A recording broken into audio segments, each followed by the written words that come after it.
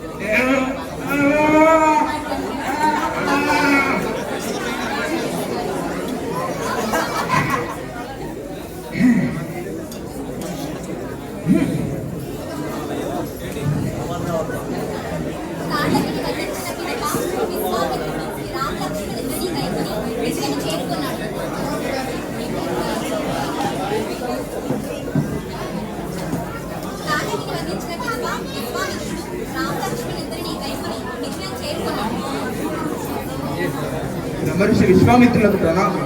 బ్రహ్మ తేజస్సు పుట్టుకున్న ఈ బాలుడు ఎవరు స్వామి?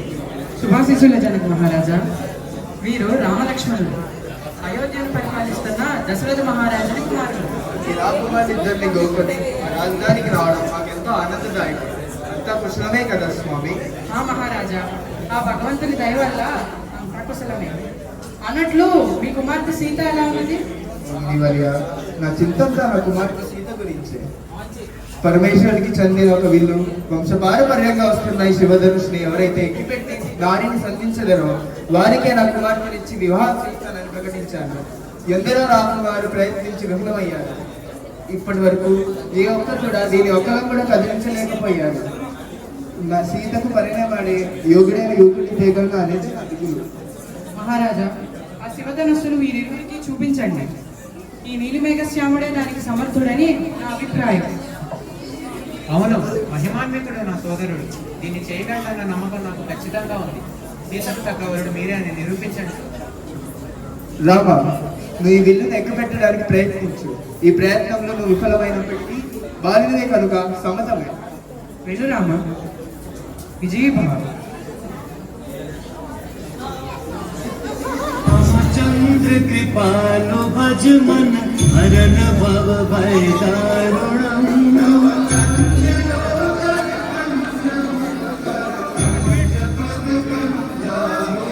गंधर्व अगणित अमित छवि नव नील नीरज सुंदरम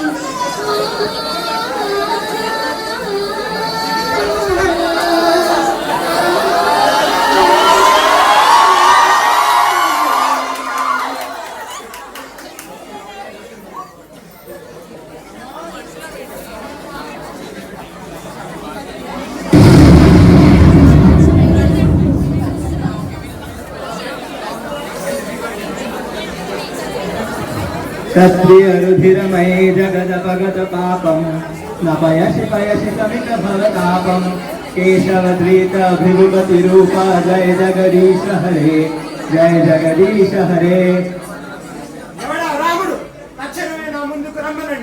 ఏం జరుగుతుంది ఇక్కడ? ఆ పరశురాముడు మళ్ళీ క్షత్రియులు సంహరించడానికి పూనుకోలేదు కదా? నేనే రాముడు. రామ, శివధనుస్సును వీచేత దుస్సాహసానికి పాల్పడతావా?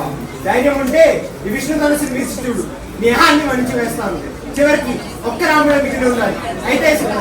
అయితే శ్రీరాముడు ఏక పరశురాముడు.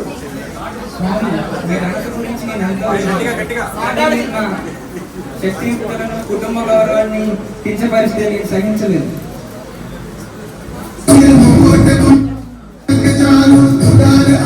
విభూషణ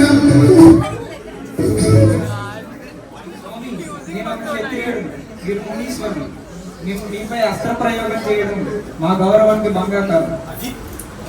మీరు ఆ బిల్లును తీసుకున్నప్పుడే మీ వాసు స్వరూపంలో నాకు బోధపడింది. మీరే ఆ శ్రీమహారాజు.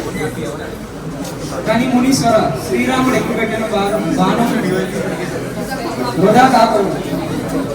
సో చెప్పండి మునీశ్వర, చెప్పండి, బాణం పరగతిక పాదగతిక?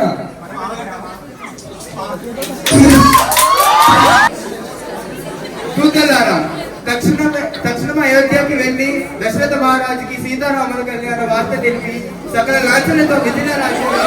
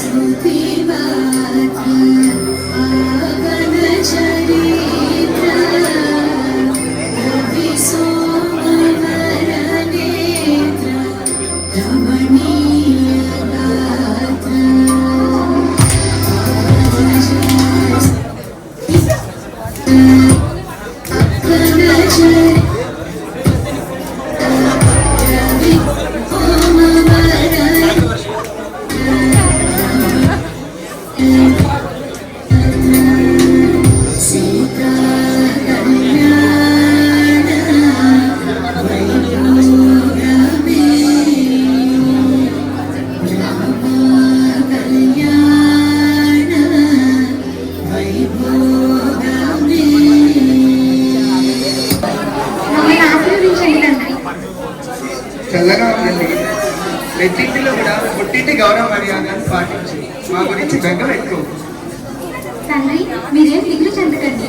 నేను బ్రహ్మవంశస్థుడైన దశరథ మహారాజుని కోడలిగా మహావీరుడు, జగదానంద కారకుడు, మర్యాద పురుషోత్తమైన శ్రీరాముని పత్నిగా అయోధ్యకు వెళ్తున్నాను. కావున తమను దిగులు చెందకండి. మీరు నేర్పిన గౌరవ మర్యాదలు పాటిస్తూ సదా పతిని అనుసరిస్తూ మిగిలికి మంచి పేరు తీసుకురాగలను. మాపై నమ్మకం ఉంచండి, మమ్మల్ని ఆశీర్వదించండి. వితరసి దీక్షురనే దిక్పతి కమనీయం దశముఖమౌళివలిం రమణీయం. జయ జగదీశ హరే. సీతారాముల వివాహం కన్నుల పండుగగా జరిగింది. సీతారాములు అయోధ్యకు వెళ్లి చాలా సంవత్సరాలు సుఖ సంతోషాలతో జీవించారు. ఒకానొక శుభదినాన దశరథ మహారాజు శ్రీరామచంద్రునికి పట్టాభిషేకం చేయాలని నిర్ణయించాడు. కానీ మంత్ర కుటిల బుద్ధి వల్ల కైకేయి మనసు చెల్లించి పట్టాభిషేకం జరగనివ్వలేదు. పైగా రాముడు 14 ఏళ్లు వనవాసం చేయాలని షరతును విధించింది. కైక పితృవాక్ పరిపాలకుడైన శ్రీరాముడు అరణ్యవాసానికి బయలుదేరగా ఆయనతో పాటే సీతా లక్ష్మణులు కూడా పయనించారు. రాముడు అరణ్యవాసం చేస్తుండగా 14,000 మంది కరదూషణాథులనే రాక్షసులను సంహరించాడు. సీతారామ లక్ష్మణులు దండకారణ్యంలోని పంచవటిలో నివసిస్తుండగా లంకాధిపతి అయిన శ్రీరాముడు సీతను అపహరించడానికి మారువేషంలో వచ్చాడు.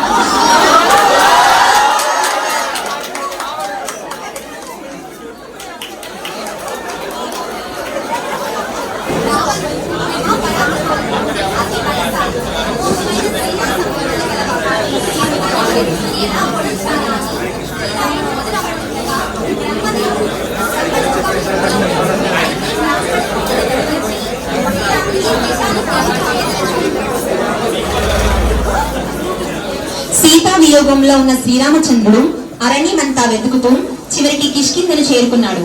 అక్కడ హనుమ సుగ్రీవులను ఎలా ఓడించాలా అని రాముడు మొదలు పడుతుండగా ధర్మదేవుడు బ్రహ్మలోకం నుండి ఈ భూమిపైకి బ్రాహ్మణ రూపంలో దిగివచ్చి శ్రీరాముడికి దిశానిర్దేశం చేయదర్చాడు. శ్రీరామ బాధపడకండి, దుర్గాదేవిని పూజించండి. స్వామి, కానీ ఇది దుర్గాదేవిని పూజించే సమయం కాదు కదా. తన బిడ్డలను రక్షించడానికి తల్లి ఎప్పుడు సిద్ధంగానే ఉంటారు. ఆమెను ఆరాధించడానికి ప్రత్యేక సమయం లేదు. దేవి ఆశలతో మీరు రావుని తప్పక ఓడించారు. స్వామి, ఆ పూజను ఎలా చేయాలో మీరే చదివేవారు. అమ్మవారిని ప్రసన్నం చేసుకోవడానికి ఈ తగిన కీలకంగా పూజించండి. హనుమ, ప్రభు, నేను తక్షణమే వెళ్ళి ఆ 108 కలవపోవడం తీసుకువస్తాను.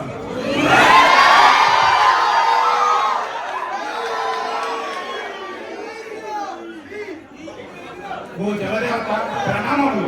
దయచేసి ఆ నీలి కలవను నాకు ఇవ్వండి. దయచేసి ఇవ్వండి, మిమ్మల్ని వేడుకుంటున్నాను. నేను శ్రీరాముడి భక్తుడిని. మీపై యుద్ధం చేసి సులభంగా గెలవగలను, కానీ మీపై గౌరవం వల్ల ఆయుధం వాడాలని అనిపించట్లేదు. నీవు ఎవరివో నాకు తెలుసుకోవాలి పుత్ర. నేను నిన్ను పరీక్షిస్తున్నాను. నీవు ఈ కమలను తీసుకువెళ్ళవచ్చు. ధన్యవాదములు మాత. జై శ్రీరామ్.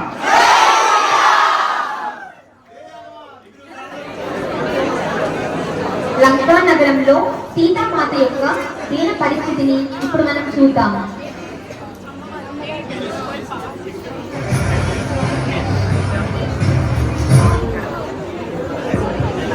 సీత, నీకు 2 మాసాలే గడువు.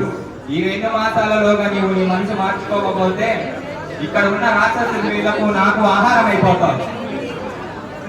రావణ, నన్ను ఇక్కడ ఎప్పటికీ బంధించలేవు. శ్రీరామును రక్షించడానికి తప్పగా వస్తాడు, నాకు ఖచ్చితంగా తెలుసు. సుందరి, నేను అల్ప మానవుడైన రాముడికి భయపడతానని నువ్వు ఎలా అనుకున్నావు? సత్యానికి మీరు భయపడకపోవచ్చు, కానీ అది సత్యం జరుగుతుంది. మూర్ఖుడైన రాముడికి నేను భయపడతానని నువ్వు ఎలా అనుకుంటున్నావు? నీకు ఆయన గొప్పతనం గురించి తెలియక. అయినా ఇప్పుడు దుర్గామాత కూడా నీపై ఆగ్రహంగా ఉంది. నాకు ఎవరి సాయం అక్కర్లేదు. నన్ను వదిలి వెళ్ళాలనుకునే వాళ్ళు వెళ్ళిపోవచ్చు. అహంకారి అయిన రాముడిని చంపి నేను నా దాడి చేసుకోవడానికి నేను ఒక్కడే చాలు. రావణ, ఆగు, వేసి ఉండు. కాలమే అన్నిటికీ సమాధానం చెప్తుంది. నమస్తే మహాయోగి విజ్ఞాన రూపే, నమస్తే నమస్తే మహానంద రూపే, నమస్తే ప్రభు, నేనే ఆ 108 కలవపూలు తీసుకువచ్చాను. మళ్ళీ లెక్క పెట్టాను కూడా. అయితే ఇప్పుడు ఏం చేద్దాం? ప్రభు, మీరు చింతించకండి. నేను మళ్ళీ సరస్సు వద్దకు వెళ్ళి ఆ కలవపూలను తీసుకువస్తాను. వాయుపుత్ర, ఇప్పుడు అంత సమయం లేదు.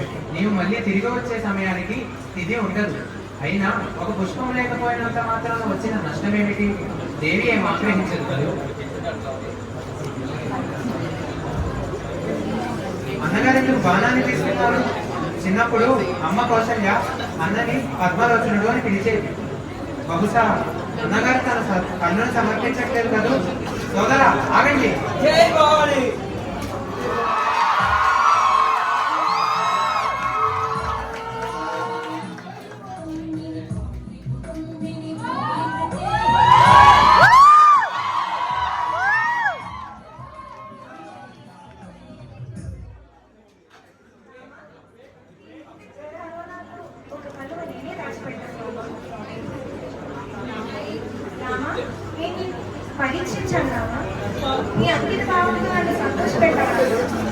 మాత దుర్గాదేవి, ఈ దర్శన భాగ్యం నాకు ప్రసాదించాను. ధన్యుడు మాత.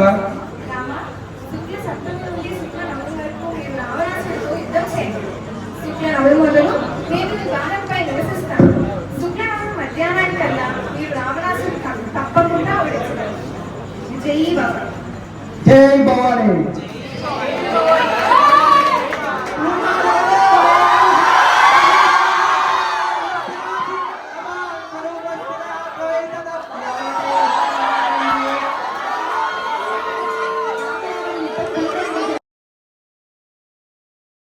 పేర్కొన్నారు.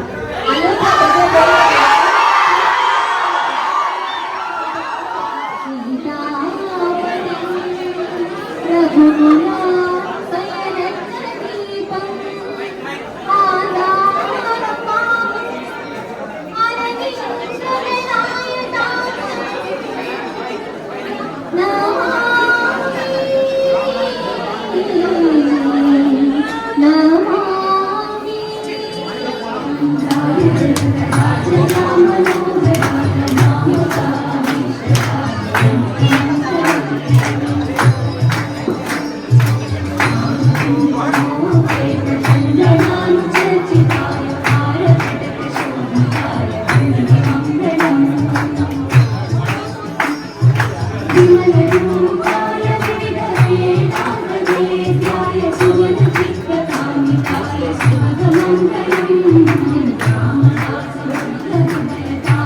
శ్రీనివాసాయ స్వామి భద్రగిరివరాయ దివ్యమంగళం